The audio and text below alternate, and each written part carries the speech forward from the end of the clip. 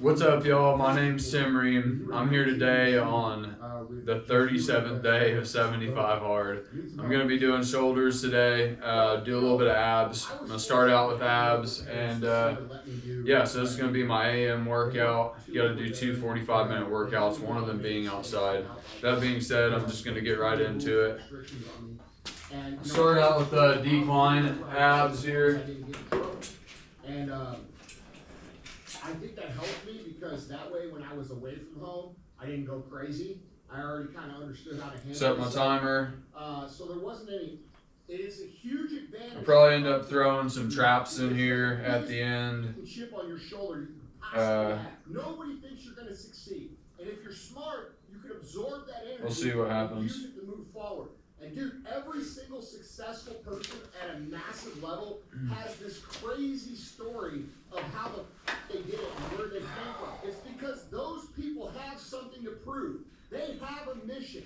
They have an enemy. And those are three things that you have to be successful. So if you're one of these people and you're moping around, but I'm not coming from nothing, you're blinding yourself to the reality that it's actually one of the biggest advantages for the massive amounts of success that you can create. Do you think that middle class who's going to do that you're willing to do? He doesn't even know what hardship is. So like, dude, don't cry about it. Use it to your advantage, and I guarantee you, you'll be much more successful than the socks that come from the rich family that their mom and dad paid for everything for them. What is up, guys? It's Andy Purcell, and this is the show for the realists saying about the lies, the fakeness, and delusions of modern society. Welcome to reality. Guys, today we have Q and AF. We always start the week off with a little personal development, how to win, how to kick ass, how to be better human beings, and this week is no different. So if you want your questions answered on the show, you can do so a couple different ways. You can email your questions in to askandy@andyforseller.com. Or you go on YouTube in the comment section on the Q&A of episode, ask your questions in there.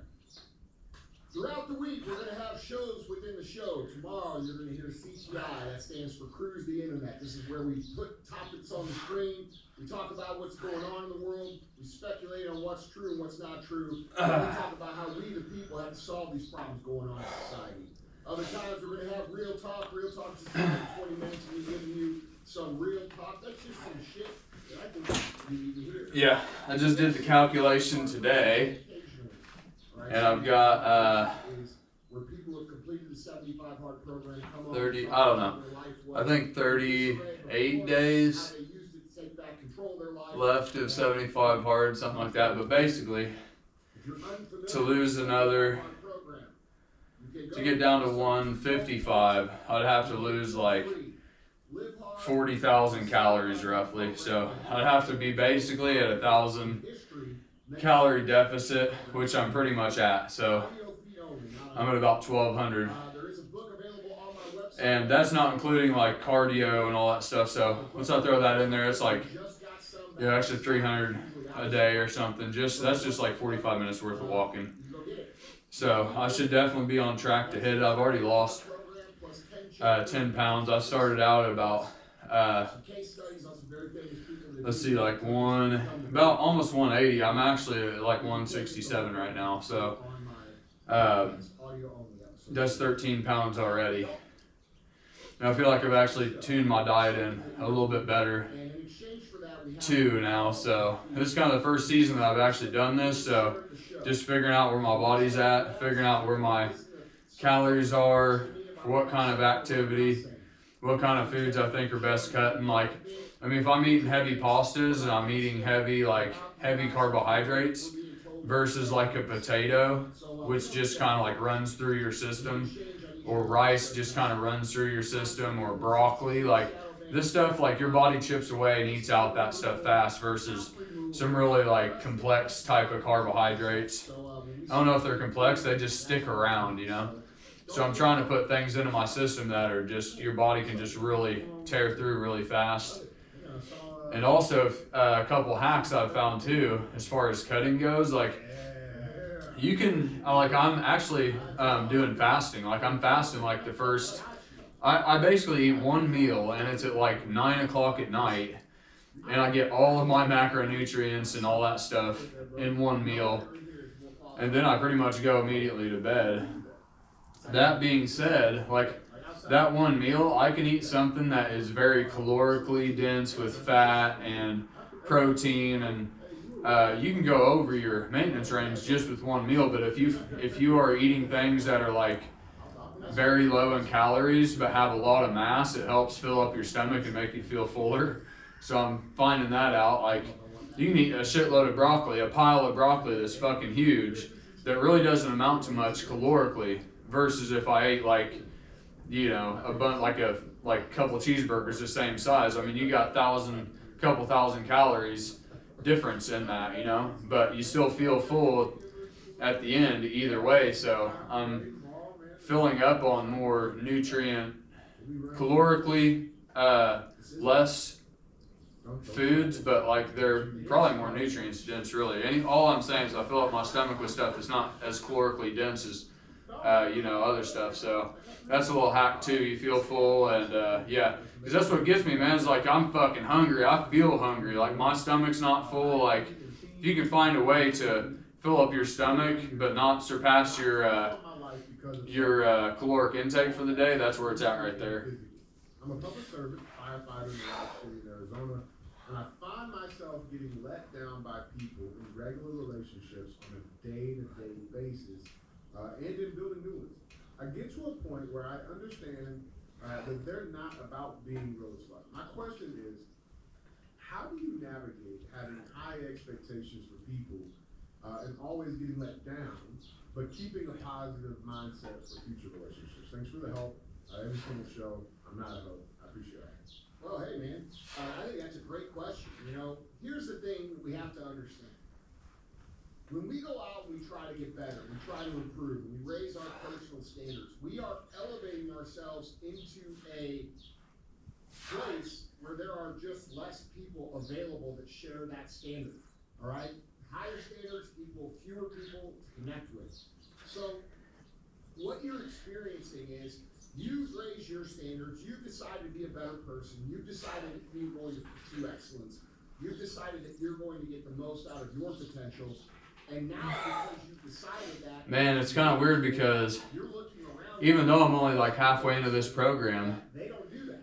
And I'm thinking about the end of the program and like what I'm going to do whenever it stops, because this kind of keeps me accountable, kind of keeps me to where, you know, I'm following a pretty rigid program for success, and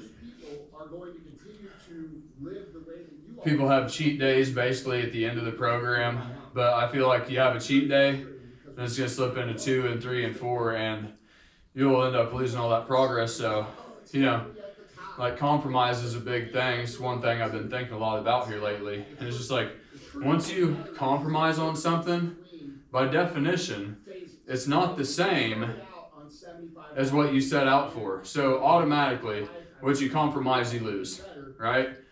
And so it just like turns into this thing where you start going downhill very imperceptibly. And it's like you can't let your standard change or anything. So I'm not going to have that cheat meal. I might start the program over, I don't know, but I can tell you that I'm not planning on having a cheat day. Yeah, it's like I'd like to have one, but it's like I know that's just gonna fucking ruin everything. So it's like that compromise aspect, you just can't do it. But I still got 30 days. I'm gonna come up with some more strategies or some stuff to what I think I should do. You know, I still got 30 days. It ain't like it's today, so thank God. But no, dude, you're not at the top. You just got fucking started. All right. You're just in between phases, and you need to settle into this new lifestyle, give it some time, start to, you know, rekindle these relationships and build friendships with people who are like-minded. And once you start to do that, you're going to find that that old group of friends was holding you back, and you're going to realize they were holding you back a lot more than you realized at the time. And you're also going to figure out that this new group of friends is much more rewarding and fulfilling to be friends with because they share the same viewpoints that you have, the same desire you have, the same drive you have, the ambitions, the goals, the dreams. They are connected to you in that same way. So you move away from people who are saying stuff like, oh man, don't forget where you came from. Oh, dude, what do you think? You're better than everybody? Oh, you're getting a little too big for your britches there. And all these people that try to, pull you back into their circle. When you move into a group, honestly, it's going to be, once I get to that point where I'm pretty lean, it's going to get me to a place where, for one, I've never been. I'm actually going to start being able to tweak my diet even better than it already is now. Because whenever you're lean, really lean, you'll actually be able to see what each individual food does to your body from one day to the next. Because you're so lean, you're like, damn, that had me holding water weight. Damn, I can see like more vascularity, or damn, like I can see like my muscles look blurry from that food. Like you can actually start really pinpointing what certain foods do to you. Whereas if you're overweight and you just won't see those little bitty changes. So honestly, I'm really wanting to get lean as fuck. This is one of my strategies really, is for one, because I haven't done it, but just once I do it, then I'm going to be able to basically start really honing in on my strength increases and my training journal and seeing what kind of rep range and sets and how many sets a week and how many times should I be training a body part, which ones give me the best results, because now I can actually see what's going on from maybe in a 2 or 3 week period or in a cycle or 2 cycles. I can actually judge whether I'm getting visually bigger or if I'm just in my head or whatever it is. So I'm actually going to be able to get more of a baseline on what I'm able to do and hone it in the leaner I am. So honestly, it's just going to try to take it into almost like a science experiment and just really start tuning in and refining my process for building muscle and keeping lean.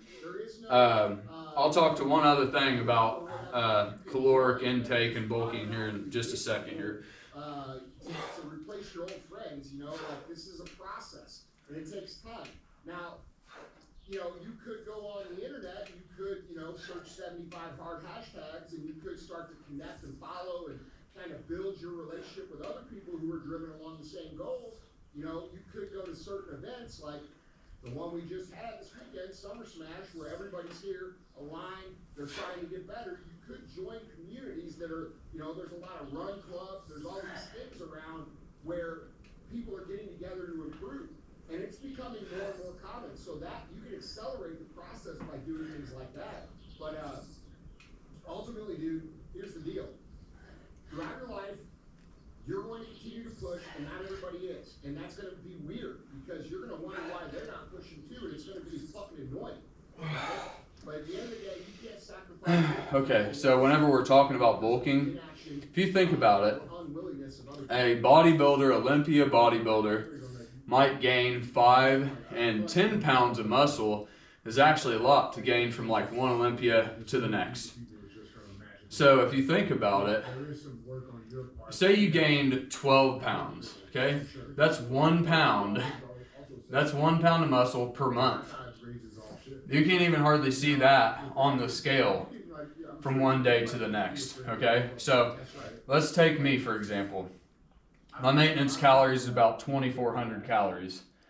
So, and that's to maintain around 170 pounds of mass, right? And that's just rough because it doesn't matter. But anyways, I'm lower than that right now, but my calories definitely are too. But basically what I'm trying to say is you need 2,400 calories to support 170 pounds of mass. And most people think that you need to really bump up the food in order to obtain that 10 pounds of muscle. So they'll go up into the 5 and 6 and 7,000 calorie range just to put on 10 pounds of muscle.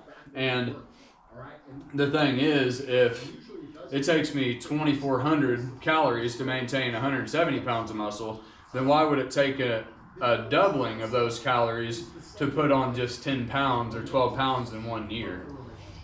It actually only need to go up probably 500 to 800 calories, and the only reason you need to go up to that is because there's actually a metabolic cost.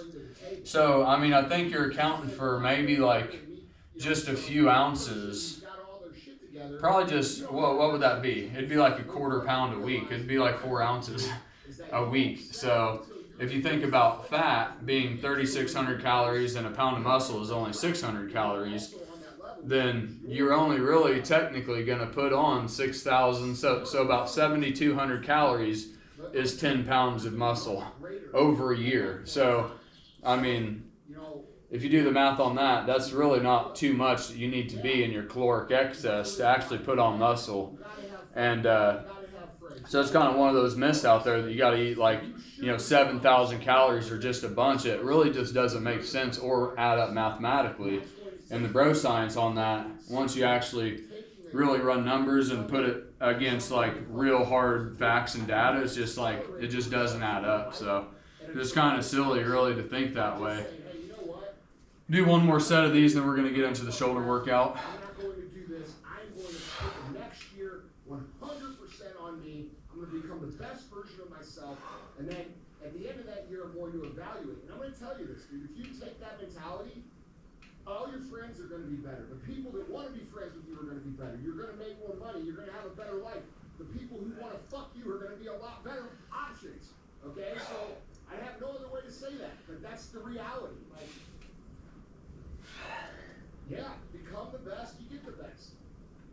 You're not entitled to anything. So, I love it, man. I love it. Guys, any question number 2?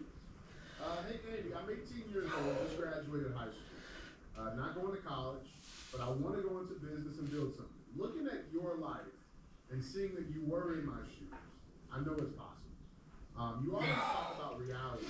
And I was working an AM, PM split. The question is, I was basically working all my body parts within 3 days. I would take a day off, and I'd start that same rotation up. Well, there's certain body parts I like hitting here in my garage, and there's certain body parts I like hitting at Planet Fitness because they've got different machinery. And plus, I like having a workout on my break. It just breaks up my day. That's a major thing there too. But basically what I'm trying to say is in that rotation that I was on, whenever I film in the morning, I'm basically getting a bunch of chest, quads, and back in there. And I haven't got shoulders, arms, or hamstrings as much on film. So I think I'm about to start going back to the old blood and guts routine where the split's basically going to be like chest and biceps first day.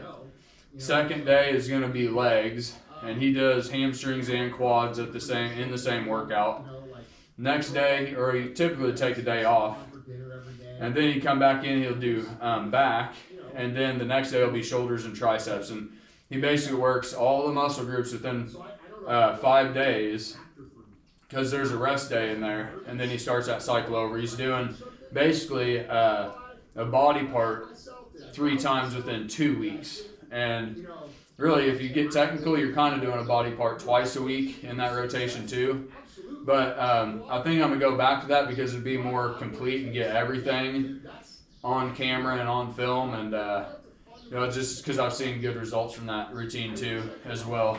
Anyway, so with the shoulders, I'm switching up some exercises a little bit. I am going to try to do some heavier pressing.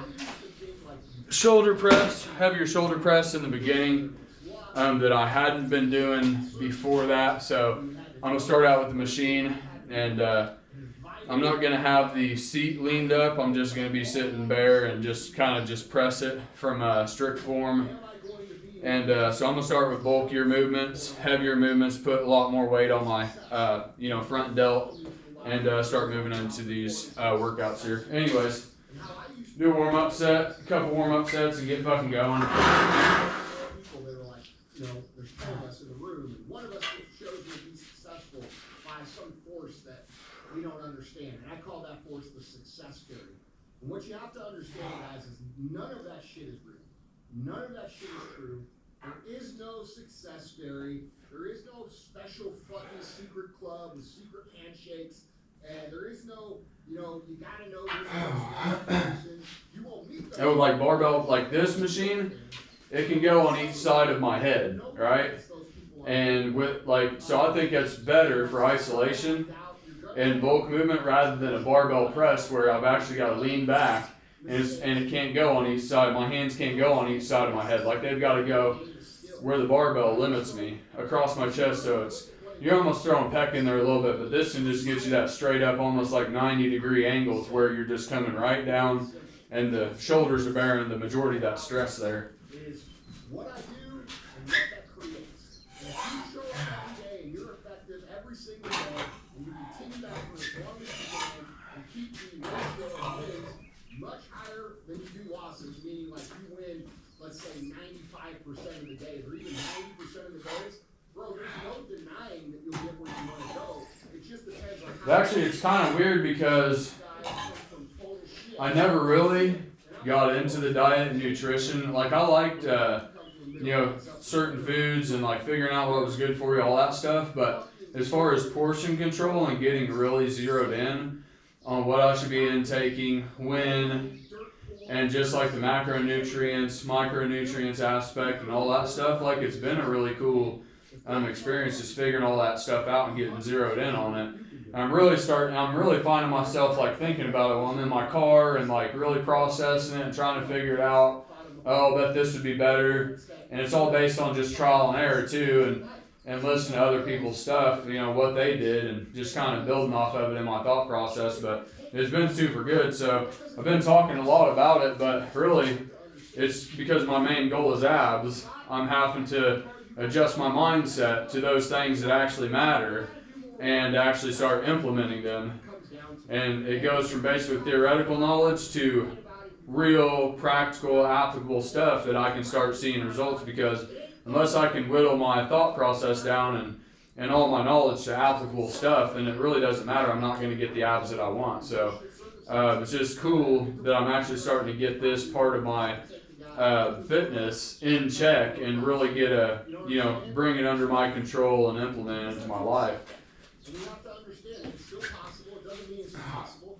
And there's no magic to it. All it is you try something, it fails. Why did it fail? Learn a lesson. You try something again, it works. Then you try the next thing, it fails. Why did it fail? You learn a lesson. And you try it again, and it works. That's the process that's repeated hundreds of thousands of times over the years that makes you a skilled operator and that brings you success, fulfillment, and the life that you desire. And anybody can achieve it. So that's the way the game works. I want to ask you this, because you do know a lot of successful people, right? Like you know these people, you can touch them, you feel them, right? At this point too, with my training journal, I haven't been logging everything as good as I could, but the thing is too, I'm at a caloric deficit, so it's like my strength's going down. I'm sacrificing different, calories for strength right now in order to get lean. So I feel like it's really just gonna get to the point where once I get lean to where I want to be, then my training journal is really gonna come into play, as far as like learning how to gain strength and muscle, the amount of rest days I need in between to make sure all that's at an optimal range and to where it's optimally beneficial for my body. I can see the visuals, I can see the strength, and I can really start getting zeroed in after that. Like I can see this, my body holds a lot of water on these foods. Like, so I feel like really at this point I'm not really tracking stuff too well, because I already know I'm losing strength. So it's just about keeping stress and proper, going to failure on all the exercises I am working, and keep to my diet. But whenever I get lean and I'm like, okay, let's start pivoting into gaining muscle again, then that's whenever I'm really going to start getting really precise on this training journal and really, really zeroing in on how many calories it really takes me to start building muscle, stay lean at the same time, keep the strength increases, but see fucking mad visuals. And, so it's one reason why you guys ain't really been seeing me track them too well, so.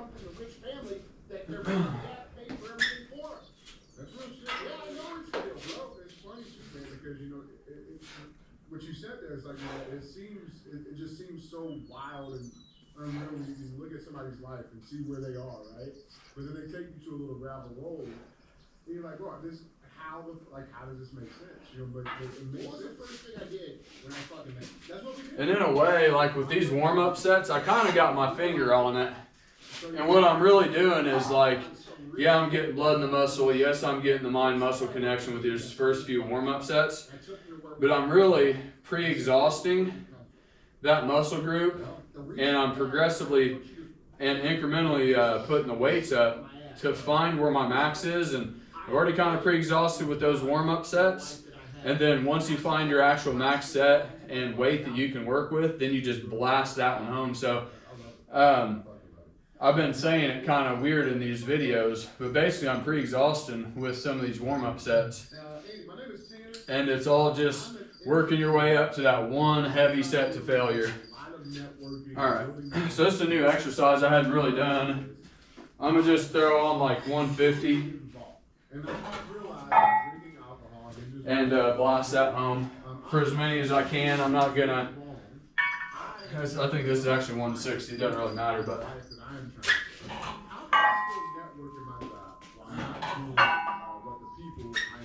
Relationships in the workplace. I don't want to seem rude or virtuous, but any advice would be great. Now you have a great person to ask because you haven't really drank alcohol since 2017, 2018, right? And I'm sure you get all that. I do. It's like twice, 2-3 times a year. Right. It was just like being Before that, I drank Thursday, Friday, Saturday, Sunday every week for like 10 years, 20 years. Okay. So how do we handle this? Be who you are, bro. Authenticity wins. When people sit down at dinner and everybody's drinking, and you just say, I'm good, I drink this, and you stand on that without making any excuses or apologizing, that actually builds credit and respect with other people. That shows that you have self-control. That shows that you care about what you're doing. So I would recommend just being alright? Just work that one down to failure on that one. I knew I wasn't going to be able to get another one up like that. So best thing I could do there is just work my way down on failure. Actually, I think the last time I did this was like 140 or 150, so I actually did go up in weight on that. But it's been probably like a week and a half. So I have had adequate rest on the movement. Alright. Everybody's drinking and says, I'm not drinking. That shows that person is not grateful like you're saying. So they actually fucking says a whole lot about you without saying anything. So I would try to compromise that. I would try to explain it. The key is to not explain it. That's my next question. Yeah. Alright, so that was a bulk movement. Then I had 2 hands involved in. You have 2 hands. One hand can be pushing a little bit more than the other one. So I'm going to go over here to cable press. And then it's got me kind of focused more isolated from one arm to the next. And make sure both arms are pushing the same amount of weight within this movement. And I'm going to be free standing on this one too here. I don't know if that's going to work.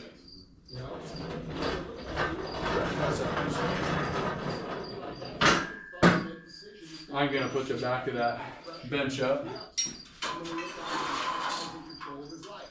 I'm going to look at it as that guy possesses a certain amount of discipline that most people don't possess. And I am going to look at the other guys and be like, I want to be the other guy.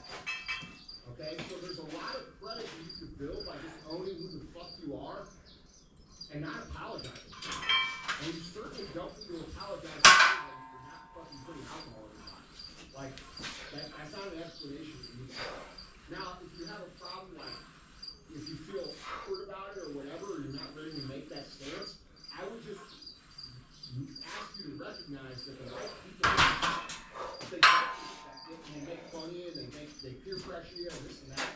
Bro, that's not a good group of people to be around. That was my next question for you because, this is such a great topic. But, and I don't want to foreshadow any, bad things in this guy's life. Tanner, I hope you're doing great. I hope you love where you work. But do you think that, is it a possibility? Is it something to be, genuinely cautious about that could become a reality? Because I know for me, I don't drink how I used to drink, right? Yeah. And, I'll be honest, drunk people kind of annoy me. Yeah.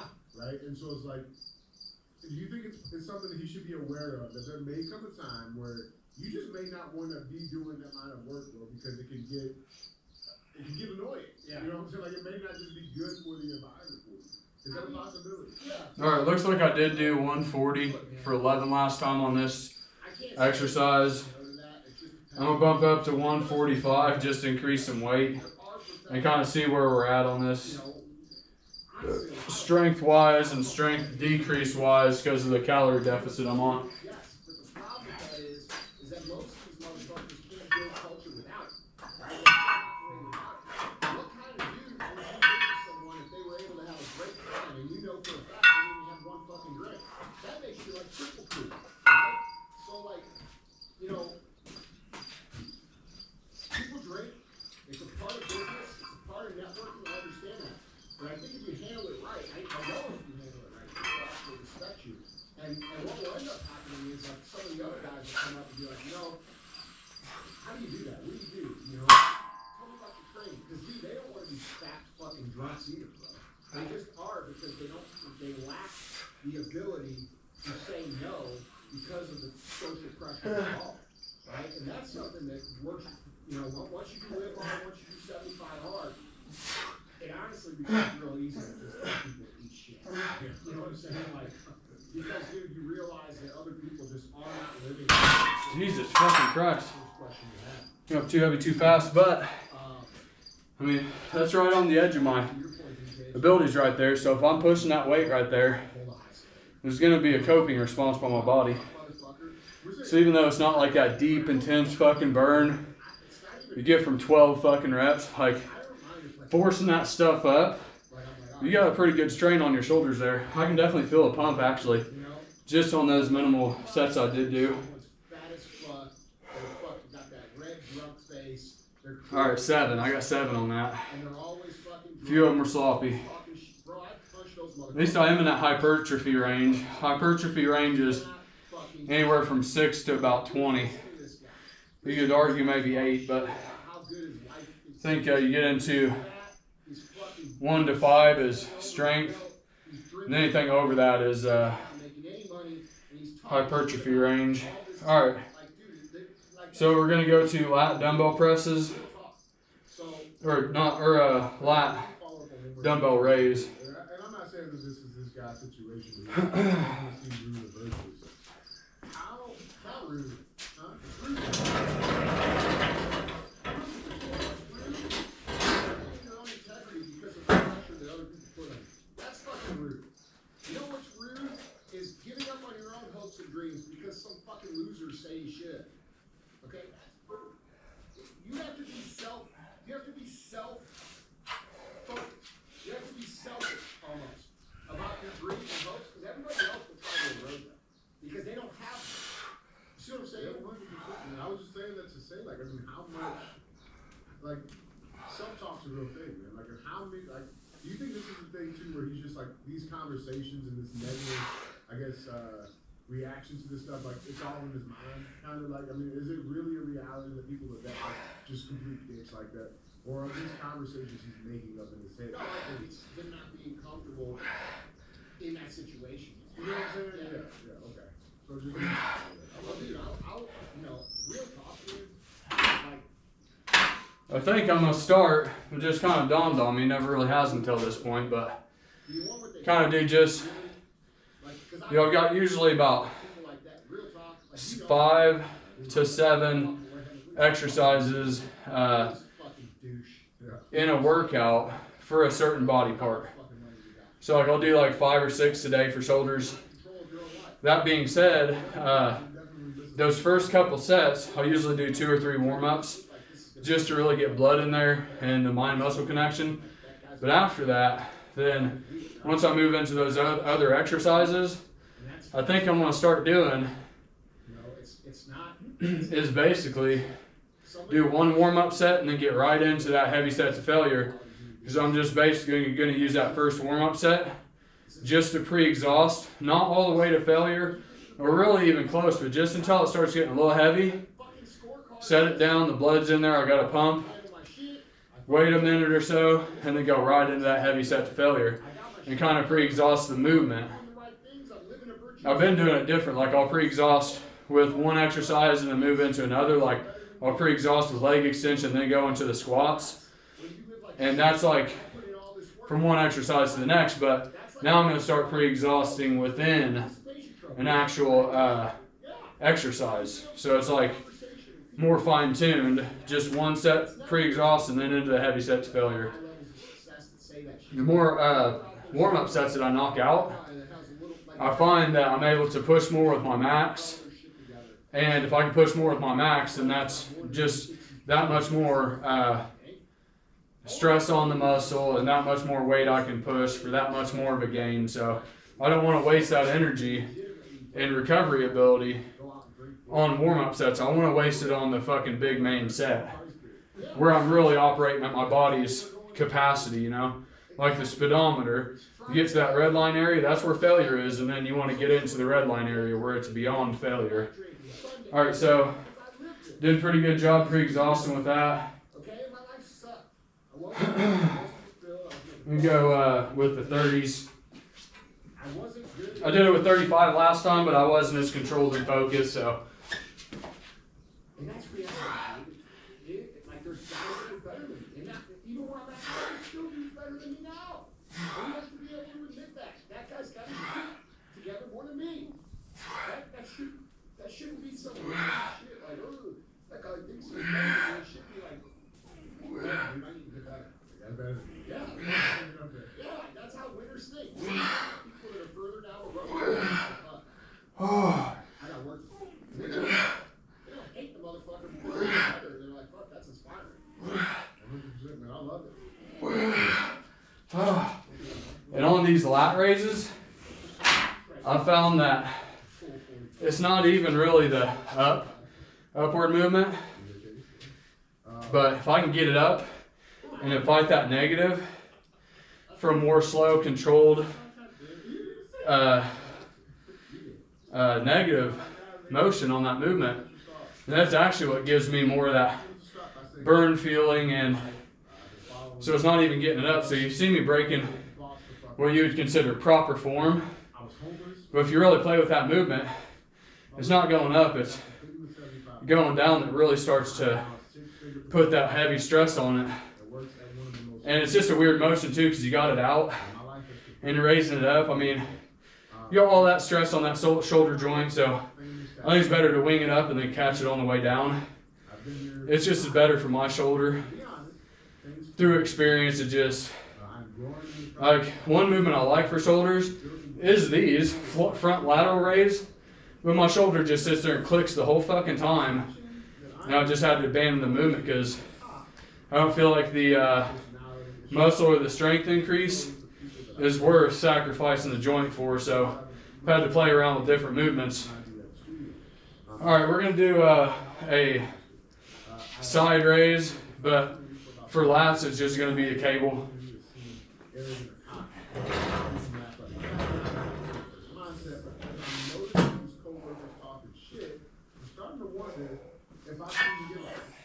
I plan to work. I ask a question whenever I get the opportunity. I want to do some players at the same time. I don't look for someone else's insecurity.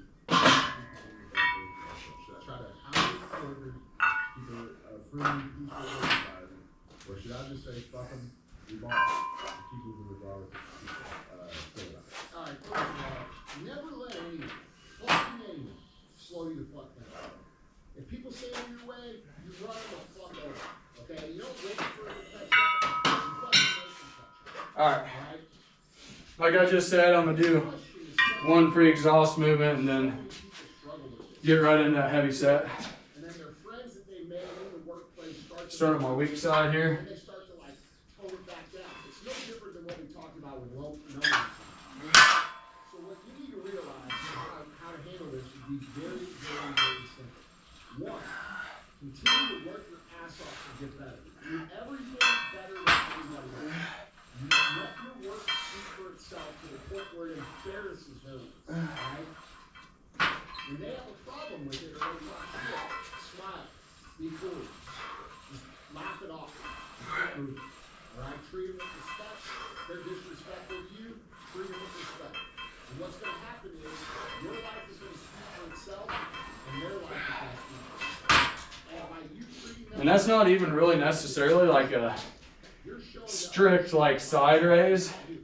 Like that's okay with me, but I find if I can like almost like extend my shoulder, I got a good stretch there, and then bring it back up over. It's almost like a side motion. Like I feel like I just activate the entire, you know, like just the entire delt there whenever I get into that movement. Boom. And then I start to do a negative with that. Like, dude, I feel like it hits that head a little better. I think it's more mechanically sound too than just this. You got all that stress on that joint. Again, I'm just throwing it up and then catching that negative. I feel like you come from a stronger place mechanically with your body. That's what I mean. I don't mean humble like, oh, I'm no good. I mean humble like, hey, what can I learn from this guy? How can I get better? How can I improve? How can I know that you're going to improve? All right? That's what matters, and that's what's going to matter to the ownership. And then when those guys go to the ownership and they start chirping about, you know, oh, then the ownership's going to look at those guys and be like, what the fuck's wrong with you? And they're going to start telling on themselves. So, like, that will not happen if you treat them like shit back. Because remember, they have a tenured relationship.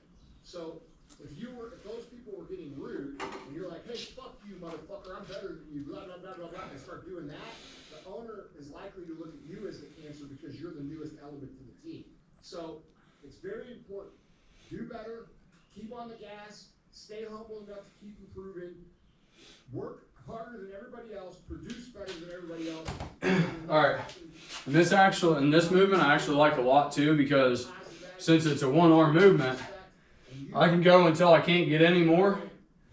And then once I get to failure, like legitimate failure with one arm, then I can grab that cable and just take a pound or two off where I'm still fighting it all the way up and exhausting it with the negative down.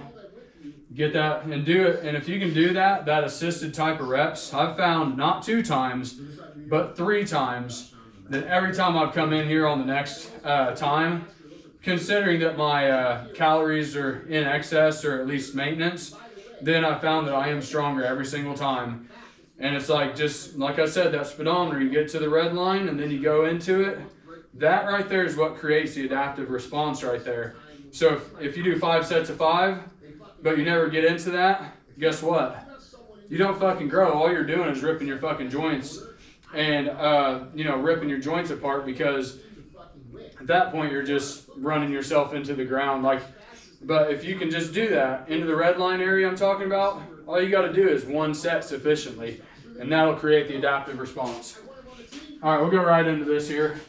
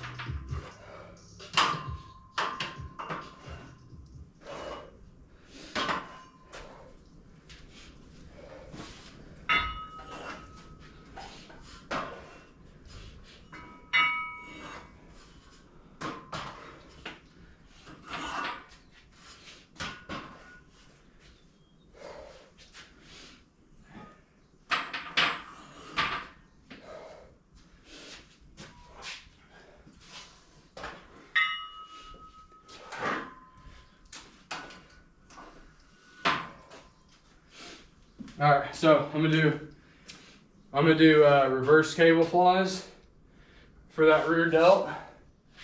Also, if you're doing kind of rotation, you almost got to do a rotation just so your cables don't clip each other in the middle. And actually what's happening, I'm finding that I'm getting a good activation in the rear, but as I'm going up and I'm rotating, I'm getting a good activation in that side delt too. So kind of working from the front to the side to the rear. And this is kind of still an in-between movement, I feel like. But I am seeing sufficient strength increases on this. Do one warm-up set with 50s on each side, and then we'll do one heavy set to failure.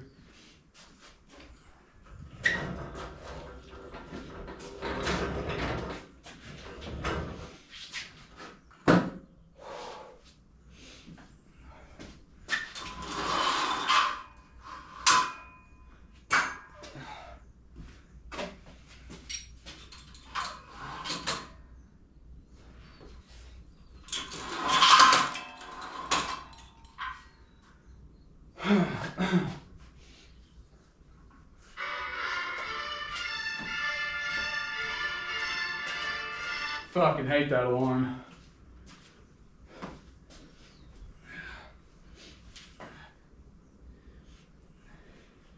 Whenever you're a busy person, alarms piss you the fuck off because you're always in the middle of something.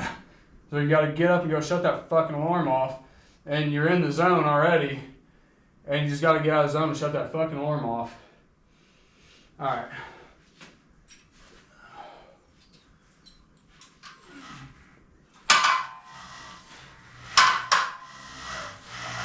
God damn, I fucking hate that sound. It is what it is.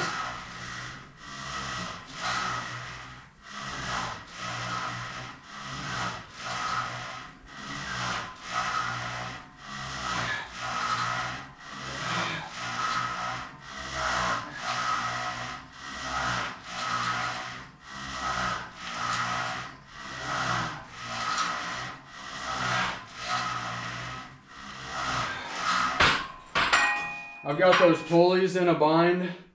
Like the higher I take the pulley up, then that wheel up top, it's got it put in a weird bind.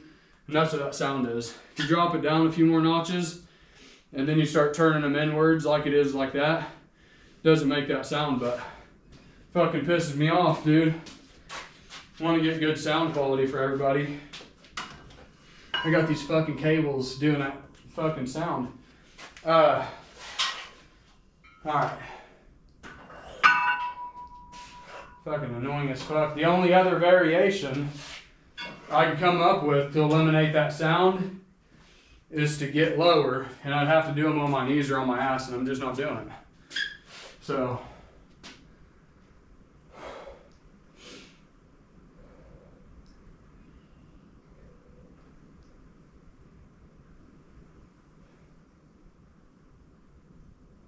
trying to think of another variation, but I can't. I mean, unless I was like literally dangling from my feet with weights hanging and do it like that, I mean, that's the only way you're gonna completely duplicate that movement elsewhere.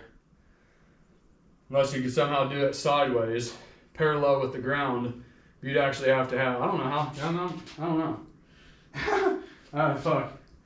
I don't even know how it would work. I don't really want to think too much about it right now.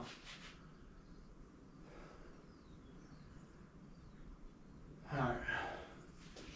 Go to this one noisy set to failure here.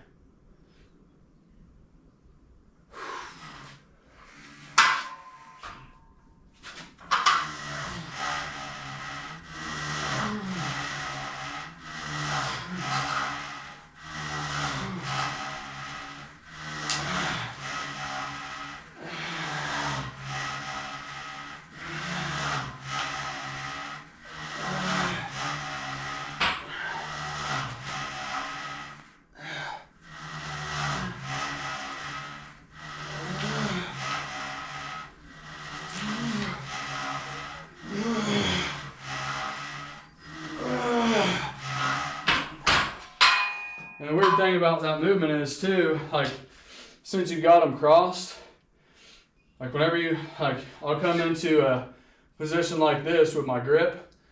But if you're gonna go back cross, they're gonna hit the cables. So you almost gotta rotate your arms as you do that. And you gotta be slower and cautious on that negative. So just by effect of how that movement is mechanically structured, you're actually putting more emphasis on that negative so you can feel way more on the top up. Because you gotta be conscious of, okay, cross them. And that just probably slowing that movement down by, I don't know, a couple seconds or something compared to what you would typically do. All right, I'm going to do some shrugs, nothing too intense, just probably like good sets, like 3 sets of just dangling 45-pound plates there. And to be honest, I'll show you what I mean. And you guys know, like if you have, I'll tell you in a minute. There's a reason that I like these better. For one, they give you a full just, stretch at the bottom and contract at the top.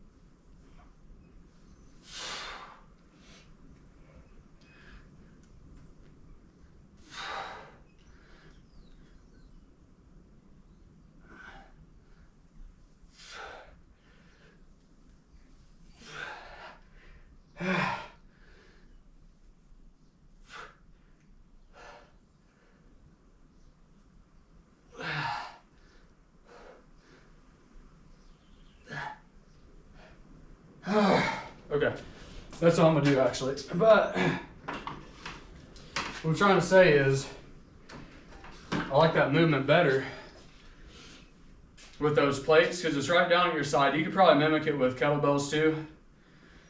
But basically, you got like a barbell shrug, fucking up on your dick, dude. Like, I don't feel like you can get that good squeeze. I feel like if you actually see videos of people doing a barbell shrug, they're really just, honestly, like throwing themselves under the weight. The weight doesn't even move but a few inches.